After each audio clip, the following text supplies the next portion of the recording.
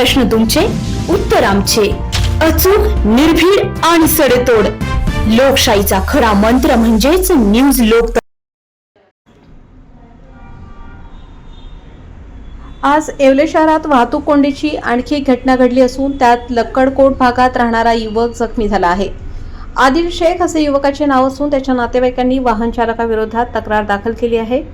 सदर युवक कामावर जात असताना मनमाड रोडवरील कृषी उत्पन्न बाजार समितीच्या समोर टँकरने धडक दिल्याने हा अपघात घडला. वाहतूक कोंडीबाबत न्यूज लोकतंत्र 18 ने सकाळीच बातमी प्रसारित केली होती. त्यानंतर अवघ्या काही तासातच ही घटना घडल्याचे बोलले जाते. शहरालगत अपघाताच्या घटना वारंवार का घडतात याबाबत पोलीस प्रशासन आणि सार्वजनिक बांधकाम विभागाने विचार करणे आवश्यक बनले आहे. झालेल्या घटनांचा विचार केल्यास या सर्व घटना दुचाकीस्वार, सायकलस्वार किंवा पादचारी यांचा अपघात झालाय. वाहनांची संख्या वाढल्याने आणि वाहतुकीची कोंडी होत असल्याने प्रत्येक वाहनधारक कसरत करताना दिसतो. मात्र वाहनांची गर्दी बघता रस्ता अपुरा पडत असल्याने शहरालगत अपघातांच्या संख्येत लक्षणीय वाढ झाली आहे. लहान वाहनधारकांनी देखील रस्त्यावरून चालताना वाहतुकीचे नियम सक्तीने पाळण्याची गरज आता निर्माण झाली आहे.